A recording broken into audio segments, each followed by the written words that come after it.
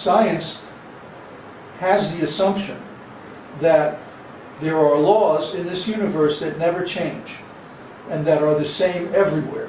Universal principles of material nature. Without that, science wouldn't have any wouldn't have any logical basis, because if the laws were changing all the time, then it would just be madness. So the material universe is based on constant laws. That means the laws were the same from the very instant of creation until now. That means whoever designed the laws of the material universe had to have perfect intelligence.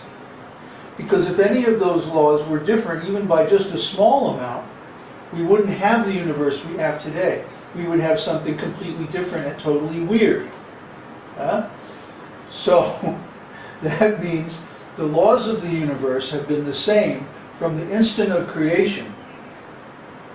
So where is that intelligence coming from to design those laws?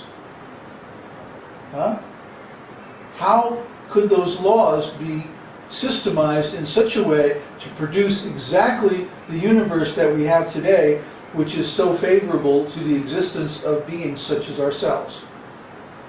How is it possible unless there is a perfect intelligence behind it? So we're saying, yes, we agree that perfect intelligence is God. And God designed the material universe, the laws of this universe, and is the source of the original energy of the universe, which is now being expressed in all the forms and the transformations of the material energy that we see today. The influence of time on the material energy is very significant. Time is a factor in all material transformations. And what is time? Krishna says in Bhagavad Gita, I am time. Time is God. Time brings about all transformations in the material energy. But time is not part of matter. Because matter just sits there. It doesn't do anything by itself. So how can matter be the source of time? You follow? The cause of something has to have similar qualities to the effect. So if we see an effect such as time, its cause cannot be material, because matter does not have those symptoms that we observe in time. For example, in astrology we find that there are different times that produce different effects. And the time is universal. It's the same in the heavens as it is in the earth. That's why astrology works, because we can see the movements of time in the movements of the planetary bodies more directly and more clearly than we can see the movements of time on planet Earth. Just like if you're walking around in a big city, it's very hard to see the pattern of the streets and the location of the different buildings and stuff. But if you have a map, because it's like looking from above, from an airplane. So you can see very clearly the whole layout of the city, even though you can't directly see from your present position. So similarly, we're stuck in time. We're in the present. That's like being down in the streets of the city. But from astrology, we have a chart. And the chart is simply a map of the heavenly bodies at a particular time, or progressed through time. So that map shows us the movements of time as reflected in the heavenly bodies. And so we can understand the movements of time on our level by a similar inference as we understand our position in the city by the use of a map. So we can understand that if time is a cause, it cannot be an effect of matter, because matter is simply an effect. And it does not have the property of causation. Energy does have the property of causation.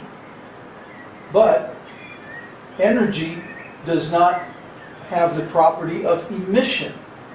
Only the source of energy has the property of emission.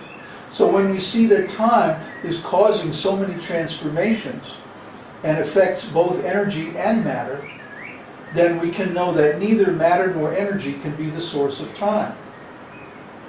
You see, we have to think through these things. We have to use our intelligence to understand what is the cause and what is the effect.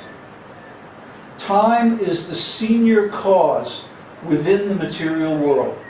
It is only due to the influence of time that the three modes of material nature are able to agitate the material energy and cause their different effects. And these effects are of three kinds: goodness, passion, and ignorance. And the difference between those three kinds of influences is that the effect of the mode of goodness is to purify things and move them towards spiritual realization and consciousness. The effect of the mode of passion is to cover the spiritual intelligence and make it think that the cause of everything is the material energy. And the effect of the mode of ignorance is to cover the intelligence so completely that one thinks that he is the material energy. So we can understand by the consciousness that's the result of these different theories which mode of nature is behind those theories.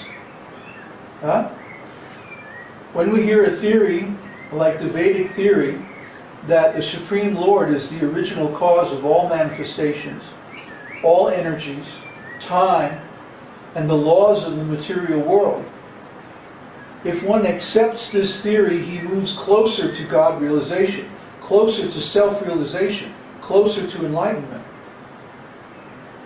Therefore, this theory originates from the mode of goodness. But when we hear a theory like a theory of modern science that matter is the cause of everything, we can understand that this theory is motivated by the mode of passion, because it deals in identification between the cause and the effect, between the source of the energy and the energy itself. They actually reverse everything, and they say matter is the cause of life, instead of life is the cause of matter. So we can understand that these kind of theories are motivated by a desire for material enjoyment, and to see matter as the cause and the be-all and end-all of everything. No, ignorance is when somebody says, "Oh, who cares what the cause of the material world is? Just have another beer, man." That's ignorance. That's also a theory. That theory states that it doesn't have it. We don't need no stinking theory, man. It's a meta theory. What's that? A meta theory. It's a meta theory. You're right. Ignorance is a meta theory. We don't need ignorant. We don't need, yes, absurd. It's totally absurd. So they think that life is absurd. They think that knowledge is useless. And they think that intelligence or the exercise of reason is just a waste of time. That's the theory of people motivated by the mode of ignorance. Yes, they're all very popular because most people are influenced by those modes. And we can see these modes active in different schools of Speak philosophy. up, nobody can. Yeah. If you're going to talk, then come over here. Yeah. And we can see these different modes acting in the different theories of philosophical schools, like Zen Buddhists, for example. They are a complete representation of the mode of ignorance, because they don't use logic, they don't have an explanation, they don't care about the cause of creation, who maintains this universe, how the material world is destroyed and created, and so they just stare at the wall and say, well, basically it's all one. We don't care. We've got the answer. So this is a good example how the mode of ignorance is put into some high-sounding words in order to attract people's attention. Well, let's take a look at the Zen Buddhist theory.